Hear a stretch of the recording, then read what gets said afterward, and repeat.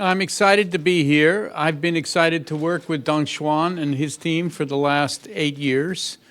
It's been an extraordinary path, largely because China is so open-minded, interestingly enough, when it comes to urban design and environmental issues. For a country of this scale to take on these issues with progressive and then adopt progressive policies is really unheard of. And I noticed in the introduction, talking about the last 40 years of China, you failed to mention that China single-handedly has brought more people out of poverty than any other moment in the history of mankind. And it has done that largely by allowing people to urbanize. So the city itself is a social program.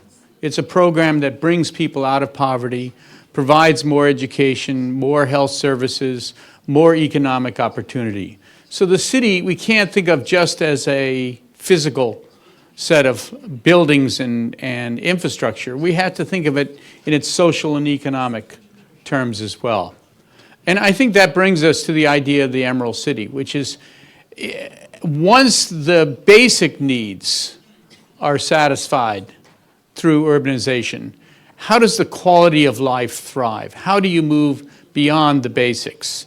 And more significantly than that at this point, how do we begin to solve some of the planet's most challenging dilemmas, i.e. climate change?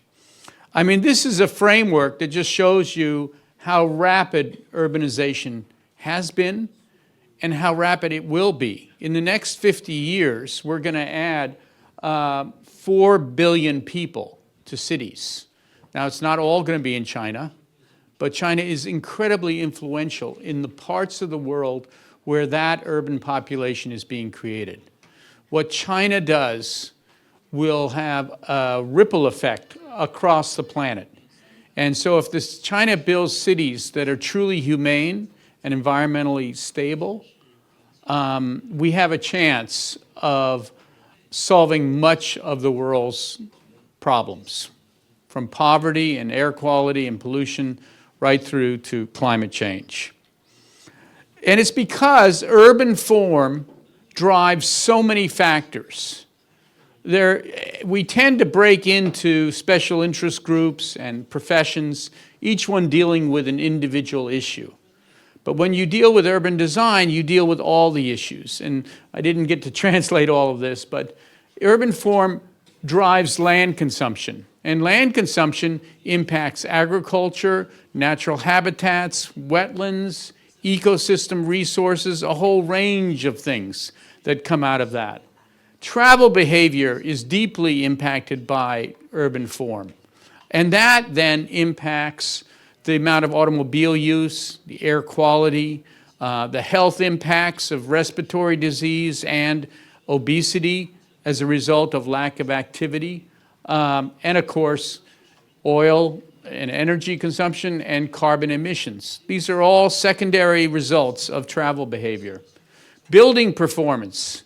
A city is made up of discrete buildings, and the buildings themselves need to be green. You can't have a green city with gray buildings. And although it seems to always come at the end of my books, because I focus on urban design, it is a profoundly important act. And I've been saddened to know that China hasn't been as aggressive about its star system as it could and should be. And I'm going to be a big advocate for that. Infrastructure costs. You know, being efficient economically is very important to growth and economic well-being.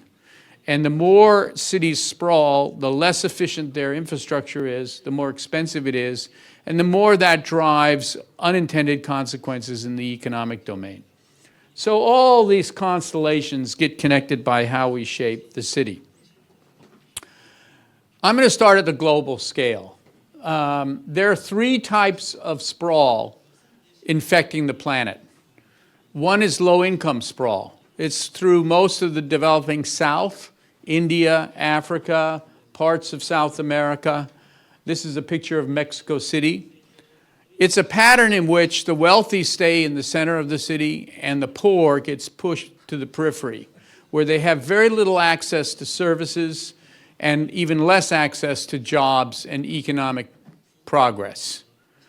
But they also damage the land and drive up transportation and congestion prices. It's a particularly socially inequitable form of sprawl. There's the North American version of sprawl, which is low-density sprawl, but it's high income. More often than not, for the last 30 years in America, the wealthy moved to the suburbs and the poor stayed in the cities. But all of these forms of sprawl have common urban design qualities. They lack mixed use, they lack walkability, they lack transit. The last one, which I put in a singular category for China, because it's so significant, is high-density sprawl. Density doesn't always lead to an urban environment. In my mind, I define urban as diverse, mixed use, and walkable. And the way China has been constructing its super blocks with single uses and inhospitable to walking and biking environments, it's not really urban. It's just high-rise sprawl. And that's what the Emerald City book is going after. I don't need to go on about air quality issues. I will say that you're not alone. Delhi and Mexico City are two places we've worked where it's equally bad, if not worse. And it's almost always driven by automobile use. Point sources can be contained and dealt with. What's most debilitating is the car. If you go to Mexico City on the weekend, the air is more often than not clean. If you go there on the weekday, on the commute days, you can't see your hand in front of you. And of course, for Beijing, the jobs housing imbalance will never be solved by another ring road. Transit and jobs housing, regional jobs housing balances are really the only solution. There's another thing, the quality of place, the identity of place. Human scale, people need a sense of place. As abstract and as romantic as that is, it is essential. And the good news is that building the Emerald City, building more sustainable cities, achieves that kind of naturally, without random contrivances. All right, these pictures, I think, tell you a lot about what the environment is not too far from here. You know, it's astounding to have watched Beijing transition from a city of bikes to a city of cars. Is it a better city? Do people get around quicker? I doubt it.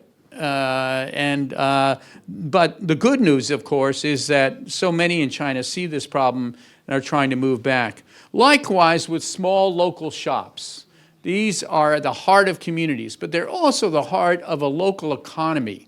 Not all economies are institutional economies. And these small local shops that then provide the backbone of local neighborhood identity and sociability, a really important part of the economy. And of course, in the super blocks, it's all gone. No sidewalks, no shops. In fact, the ground floor of these buildings are empty. What a lost opportunity. Here's a case in point where I found people illegally building shops in their garages, just to show that the impulse is always there, even if the planners can't get it right. So it's really about moving from a paradigm that looks like this, super blocks, to this. And those two images are exactly the same amount of development and exactly the same amount of pavement. Qualitatively, miles apart. Quantitatively identical. So, 10 principles, and I'm going to get a little technical here because I think it's nice to talk about the global and metaphoric, but you know, you as practitioners, you have to get serious about what are the principles that drive my design and what are the metrics that measure that I'm really achieving those principles, not just talking about them. We've all heard about greenwashing buildings where you say it's ecological, or even greenwashing communities. I've heard of so many eco-villages, I can't stand it anymore. And many of them have a few features but aren't really complete, aren't really substantial. So I'm going to go through these one at a time, 10 principles. The first one, urban growth boundary. This is a really essential policy.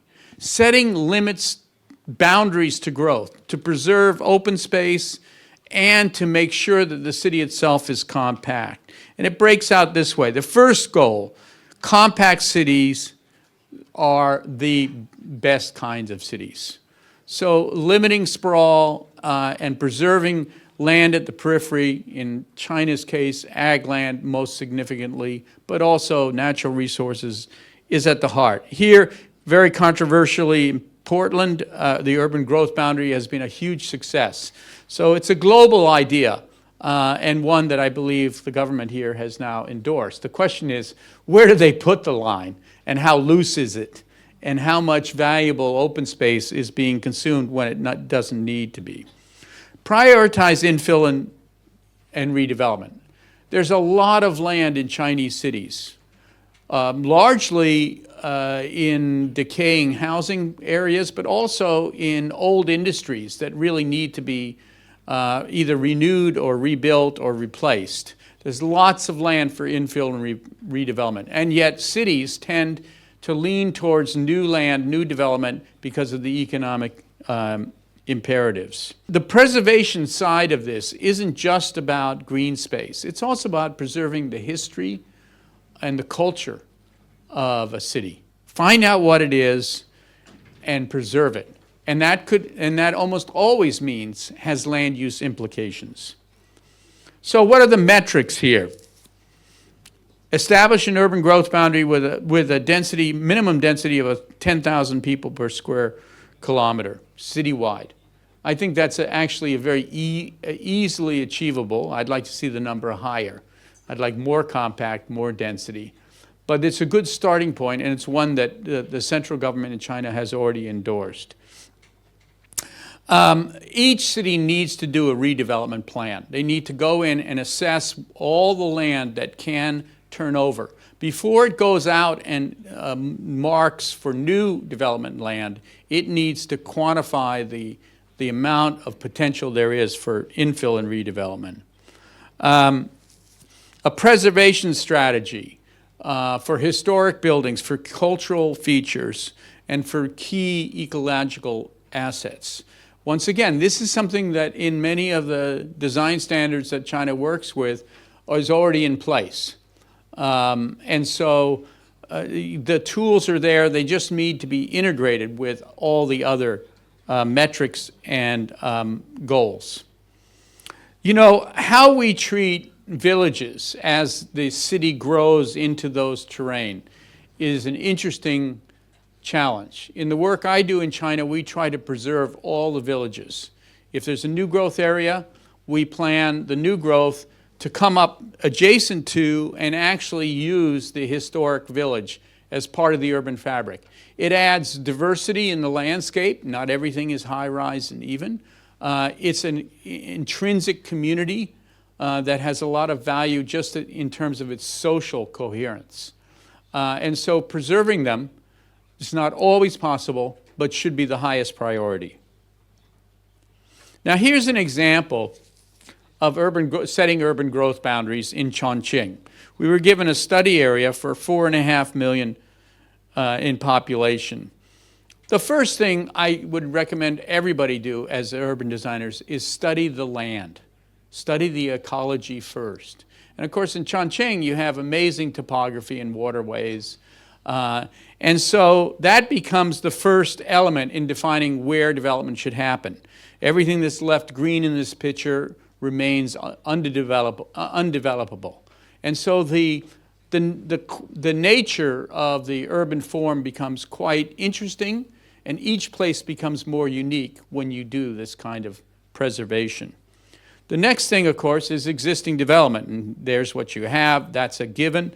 And that then gives you a much more interesting and coherent and also urban growth boundaries with sub-districts within it. It's not one big line, it's a series of places, each with its own qualities and needs. And finally, which leads to the next principle, transit and transit-oriented development. Once you've defined where development should happen, you need to define its growth through the use of transit and complementary land uses. You know, I actually started the idea of transit-oriented development as a classroom exercise at Berkeley. There was an unused railroad track in the north of San Francisco that used to be the one and only transportation spine for the northern county. So it went from the Golden Gate Bridge, before there was a bridge, a ferry, and it went to the center of every town, and it was empty, it was unused. And so I said, well, why don't we take that railroad and reuse it as a transit line, and then let's put all the development in the county along that transit line. It was a totally radical idea. This is 1983. Lo and behold, it's now become an idea that I think has meaning across the planet. And it's a kind of obvious idea. We can't afford to build cities around freeways anymore. We have to shape our cities around our transit networks. Yeah, there'll be freeways and arterials. There'll be cars and trucks. But the first thing, the formative thing, the thing that shapes the city should be the transit system. The higher density, that's, one of the qualities of a lot of the development in China is that the uniformity is a uniformity of density. And yet transit-oriented development asks for higher density at the transit nodes and lower density the farther you get away. So there's a rational reason for creating variety in the urban landscape. And that's very important. Once again, it's placemaking, it's identity, it's wayfinding, it's so many important things that a city has to have.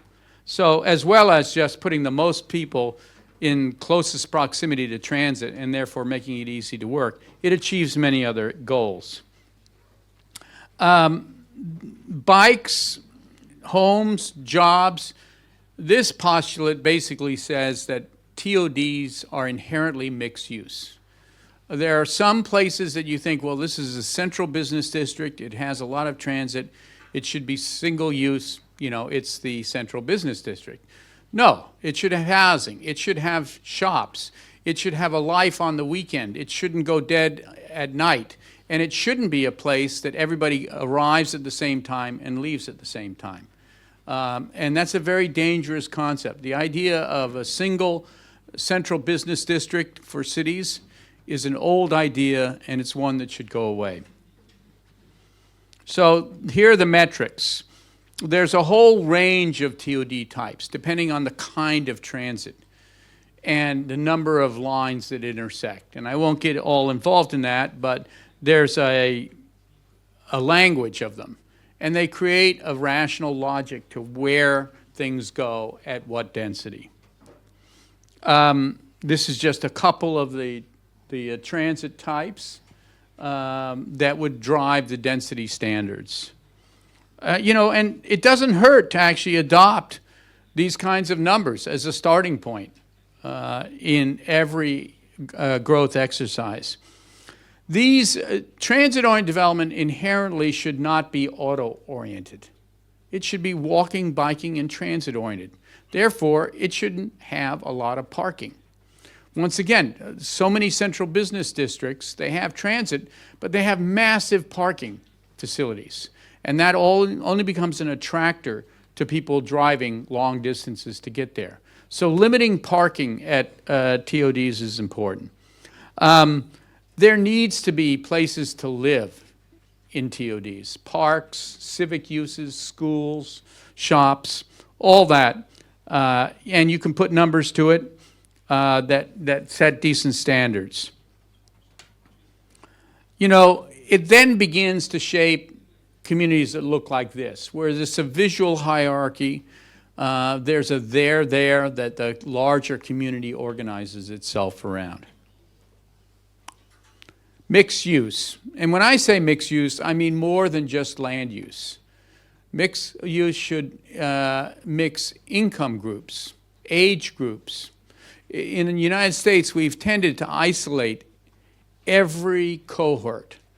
We separate by income, we separate by race, we separate by age. The retirement communities are somewhere else. That's not an affliction you have here yet.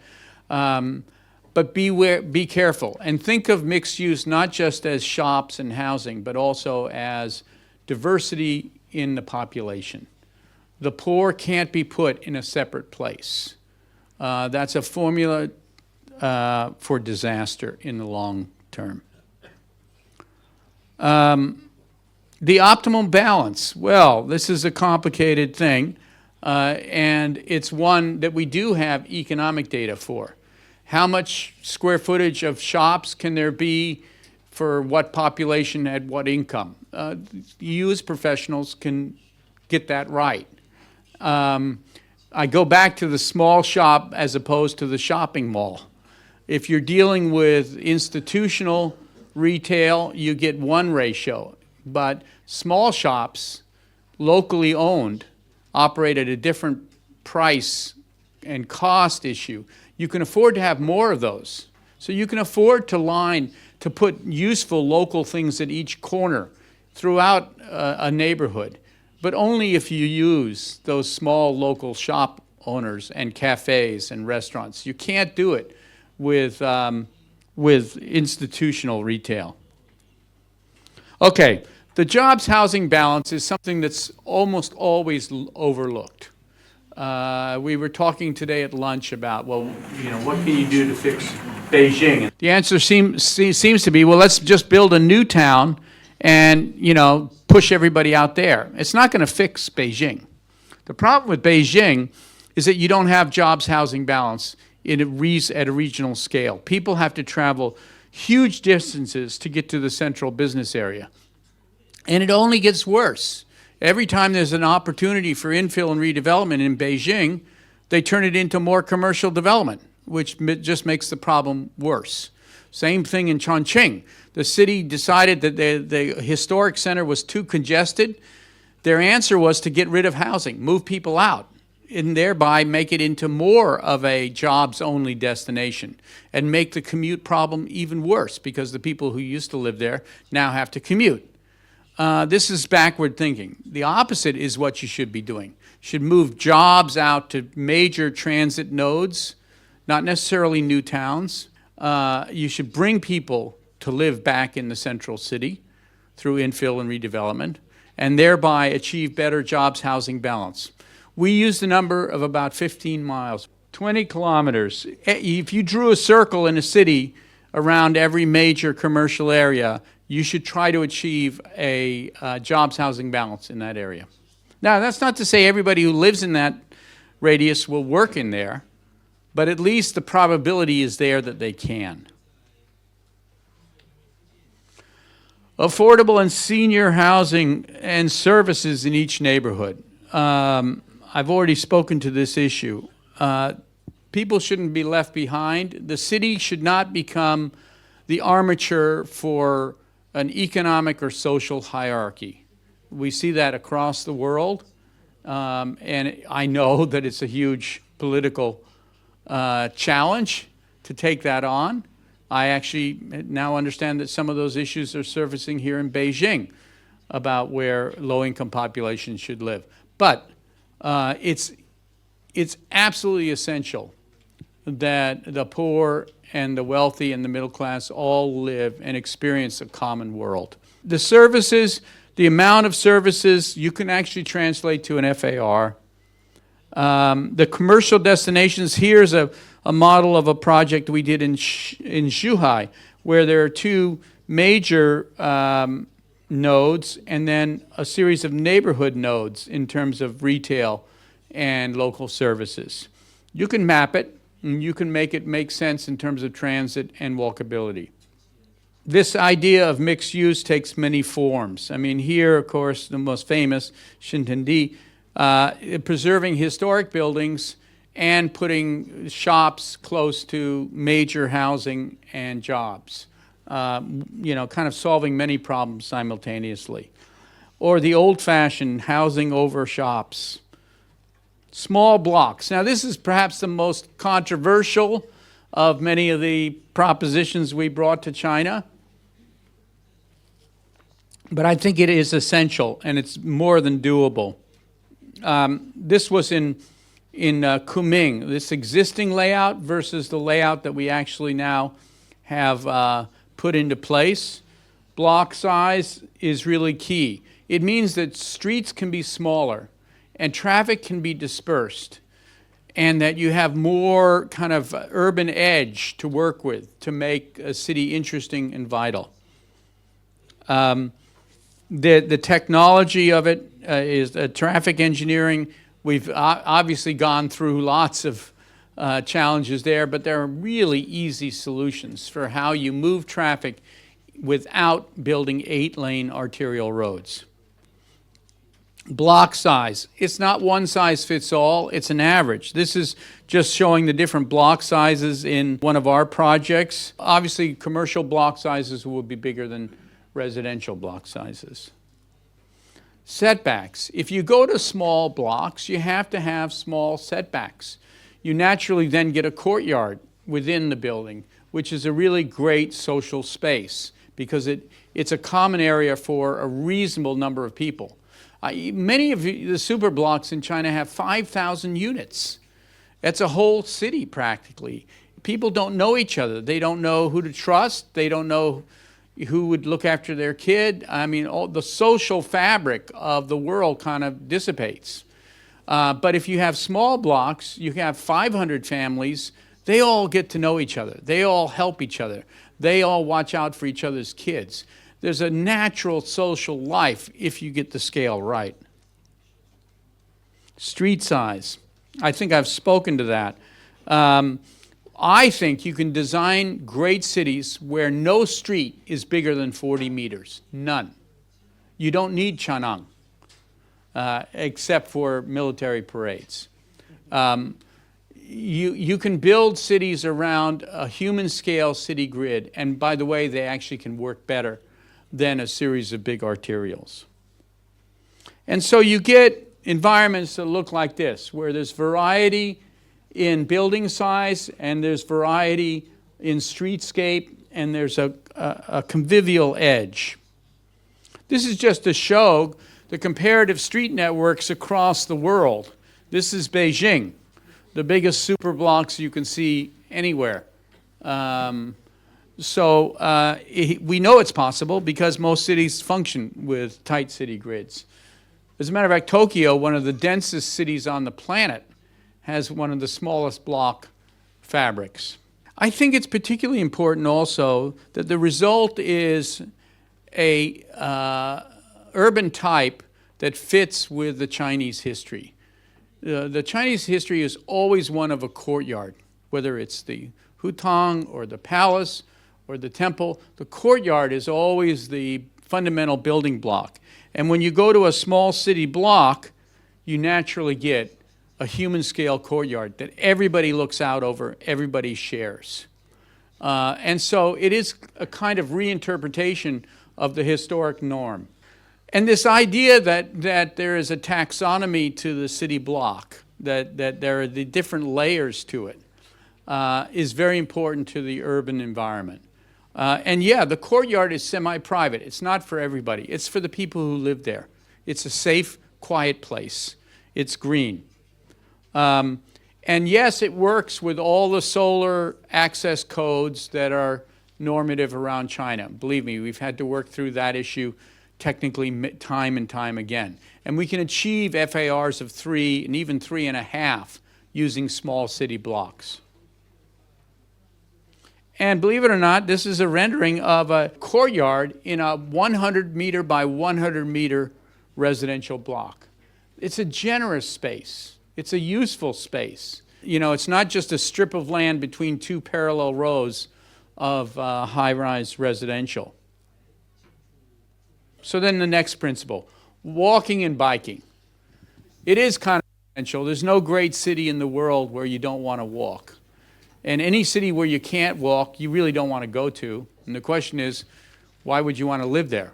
So it's kind of fundamental.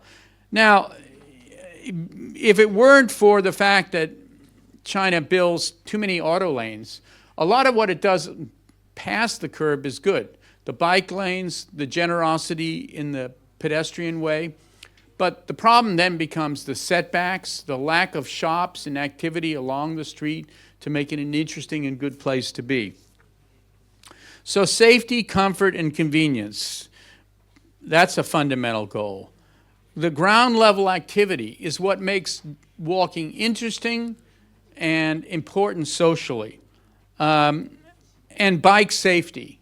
Lord knows we have a very interesting challenge now with electric bikes.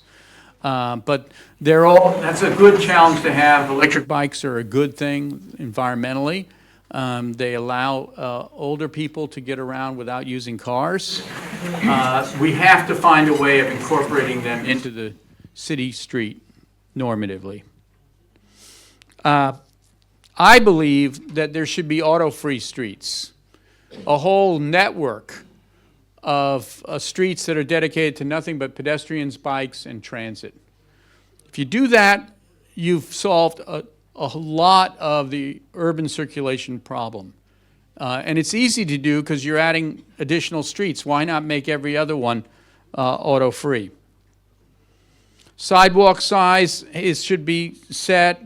Street crossings, once again, if you're designing a city around a 40-meter maximum street, you don't have street crossing problems. You don't have to go up and over anywhere.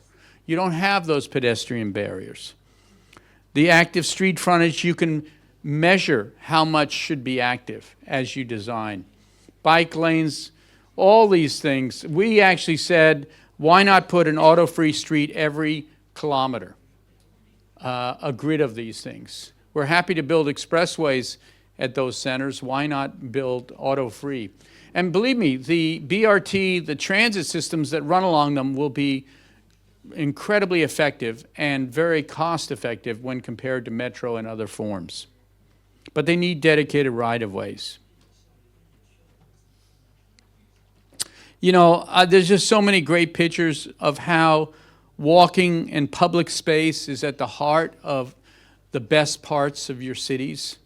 There's no reason that the new parts shouldn't have equally great gathering places and walking environments. You know, the street itself is an ecology. It's not just walking, biking, and cars. It's shops, it's lingering, it's getting to, you know, having social interaction. And it's also ecology. It's a place where bioswales can deal with water runoff and where medians can become parklands. If these streets are not overwhelming, that central median isn't just ornamental. It's actually a place that people use.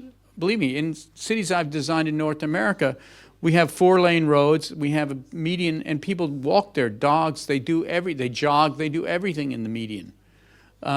So all of a sudden, the usefulness of a street becomes really important. Yes, what I'm missing in this picture is fencing between the bikes and the pedestrians. Principle 6, public space. This is another essential element. How do you shape public space? How big should it be? How frequent and what use? These are all critical elements. The good news, once again, is that in China, there's a whole set of design standards about access to parks and access to public services, and they're darn good. I mean, so there's actually a lot that we put into the Emerald City that's already a given here. But human scale, one thing I do note is that the plazas tend to be too big. A lot of people argue, well, it's because the population is so high, and I'm wrong. Could be, but I know one thing for sure, which is an overcrowded public space is actually more exciting and more interesting than an underpopulated public space. So if you're going to make a mistake towards small. The distance to parks can be set at 500 meters. The scale of parks, and we said hardscape plazas should not be more than 4,000 square meters. It's an arbitrary number, but it is a key element because too often you get too much hardscape. there's irrigation, and so many things. The parks really have to become the focal point. As much as architects want to make buildings the iconic placemakers, the reality is the landscape designers should have that job. It should be the places that people gather that shape the identity of a place, not the shape of the high-rise tower. And the places in between, the waterways. More often than not, I see ditches everywhere around China, and they're just utilitarian, they're dirty, and they're not used. They should all be turned into amazing parklands. This is the waterfront on the Yellow River in Jinan, a waterway in Jinan. Principle 7, transit. You know, transit is about to be revolutionized by autonomous vehicles. The worst thing that's going to happen is that autonomous vehicles are privately owned. It'll mean that the wealthy will travel farther in more comfort, and they'll have a desire. They won't be as reticent to commute long distances because they'll work along the way. It'll be the worst outcome.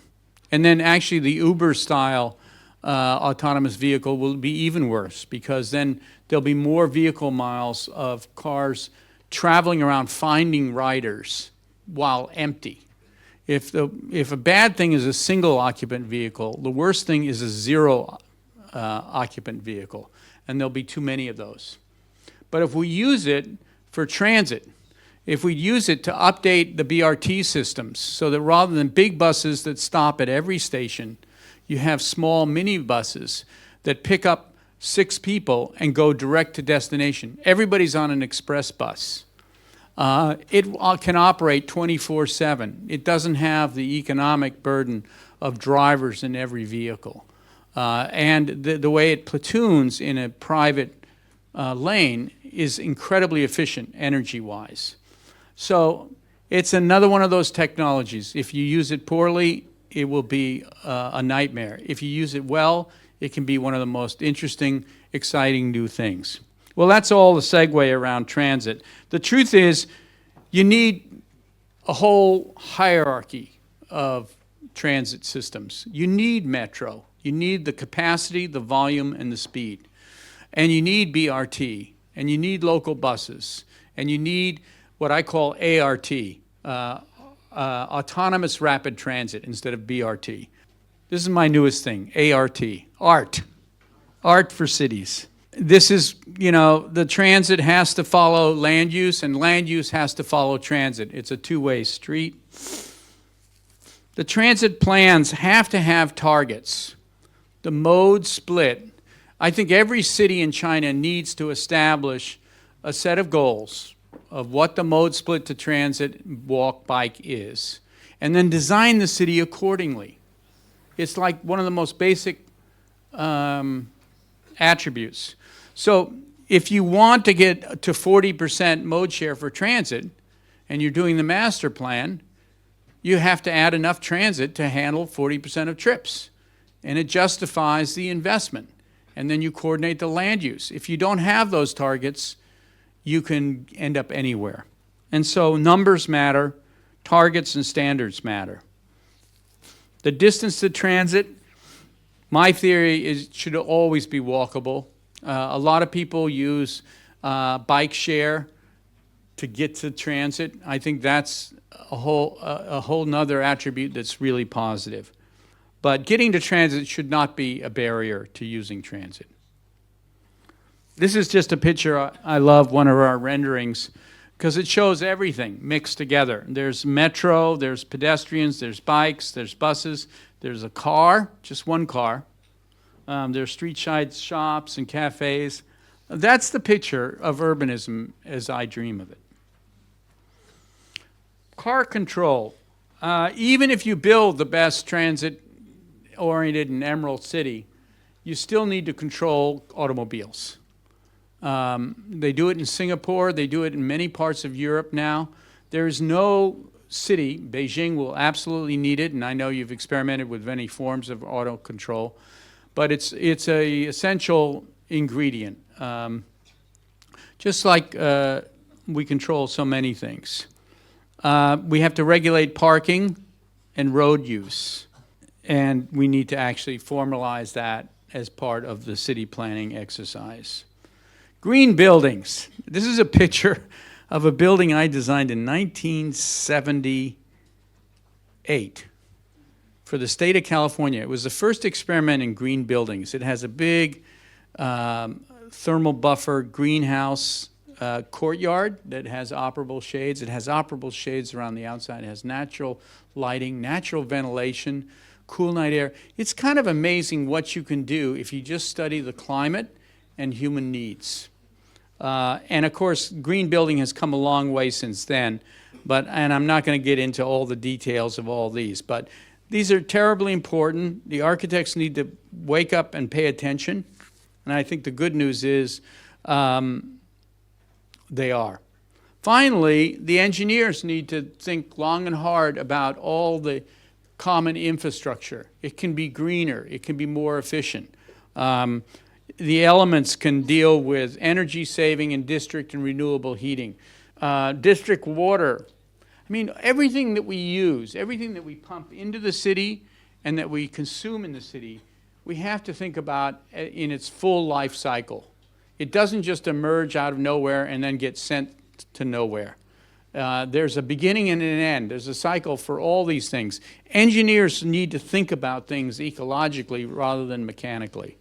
I wanted to end with a project. We've worked for years in Jinan, and I'm very happily so. And I wanted to show the manifestation, I think, of these principles, because we've used them all the way. It's an amazing city, mountains, rivers, and springs, the canals. It has these historic qualities that we believe should be reflected in the new growth area. So when you map it, you see these incredible environmental assets. The Yellow River, the mountain range, a city sitting between the two that had for too long just ignored the Yellow River. Open space corridors connecting the two are formative to how the city grows and should be shaped. This is the existing development, and the dark areas are the kind of employment centers, the roads, transit. But then you see here in these blocked out areas, this is the urban growth boundary, and they're shaped of all those forces. And a bunch of it, especially right in here, is over existing developed lands that was all garbage development adjacent to the Yellow River because of the flooding. And so a huge opportunity. This is Lake Damen in the historic center of the city. So a huge opportunity to connect right through to that amazing feature. So urban design is an art as well as a science. It's about making connections that weren't there and enhancing the livability. And of course, my ubiquitous transit map showing the walking radius. It's amazing how easily you can sense the scale of a city by just looking at the size of those circles. Each one of those is a 5-minute walk, 1,000 meters.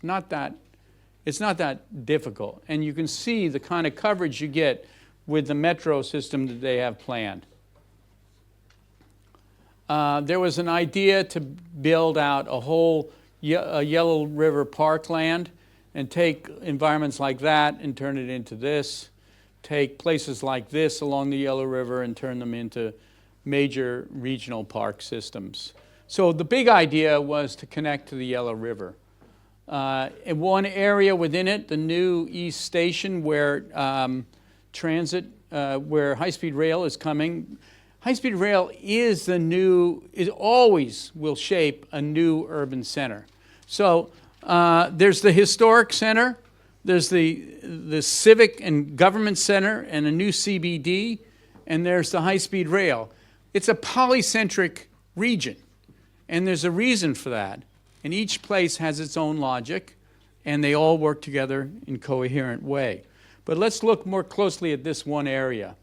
We use our principles of one-way couplets, and one of the key elements here was to create a greenway that went to Mount Hu, one of the most famous historic silhouettes in the region, all the way through the site to one of the biggest spring areas, wetlands. So using ecology to shape the city is really, I think, intrinsic to the idea of the Emerald City. And this just is the same thing, all the waterways, canals, and the connections between rivers and mountains and springs. And this is along that greenway. It frames the view of iconic mountain, and it creates amazing recreational opportunities. And of course, it's where a lot of people want to live. These are the distribution of civic destinations, the TOD structure. We added a bunch of a BRT as well as 2 metro lines that run to the high-speed rail. And then the fabric of it. This is the small block fabric that gives you a sense of intimacy in the scale. And something even more extraordinary. This whole area here is actually connected to this wetland and springs area here. All has a high groundwater table. And so rather than high-rise buildings that need deep foundations, we went to low-rise traditional buildings that didn't impact the aquifer. Once again, using ecology, not just as a limit to how we shape the city, but as an asset. It gave us an alibi to build traditional low-rise buildings and add that level of variety within it. The economics are there also. The TODs are where the white-collar jobs are. This is a vast old steel mill site that is redeveloped for R&D. So there's levels of different types of employment, and there's jobs housing balance within it. And of course, the station area. Transit, the orange is new BRT, I hope someday ART. And the coverage and the view. So as you come out of this train station, the plaza is human scale. Some of the buildings are traditional, some are modern. And the TOD is out here where the metro lines cross and where the aquifer doesn't limit the density of the buildings. So it's an intersection of transit, accessibility, and environmental constraint actually shapes the environment you're looking at here. So right at the station, rather than the old big plazas you see at most high-speed rail stations, it's a series of small traditional buildings. You come out, and literally we shape the buildings with a grass roof to symbolize the mountains and the springs and the rivers in this area. These are the neighborhood directly adjacent to the station, so people can wander out of the station and actually feel like they've arrived somewhere other than be in transit the whole time. These traditional neighborhood you can see here with streams running through them, very much like the historic, but with a modern architectural feel to it. A grand axis with a river running down the middle of it, connecting the station to the urban center, to the gateway. And this, of course, is the opportunity for that urban waterway. I think it's important to see the results. And to a certain degree, obviously this is my version of what the Emerald City looks like, but I hope all of you go out and create your own version at some point. The urban centers tend to be more formal and axial. They have a huge retail opportunity at the base, as well as office towers, and that greenway that leads to Mount Hu runs right by it. All the pieces seem to connect. And the height and FARs are all consonant with the principles of TOD. And they create a powerful sense of place. This R&D district, also a different character, but is an excellent reuse of an old steel plant. We didn't want to put too much residential there because the soil really is not that clean. But the Grand Parkway is a unifying element that connects it to all the rest of the site. And there's a park that actually celebrates and reuses some of the old steel buildings as part of the industrial heritage That's back to the whole question of historic preservation. It's not just about preserving 18th and 19th century buildings. That east-west greenway links everything in a powerful landscape format. And then I have a video which I'll conclude with, if it'll run. So these are the features that I think are part of the Emerald City. The hierarchy, the variation, the integrated open space, the pedestrian space throughout, both on-street and off-street. In this case, a very unique take on bringing the old world of Jinan back into the center of one of its newest places. This traditional neighborhood, I'm going to be very excited to see how it all works out. And then coming around to another TOD and the R&D area, finally ending up at this new park, which is along the river, which takes the industrial heritage to heart. So those are the principles, and that's maybe one manifestation of how it works. Thank you very much.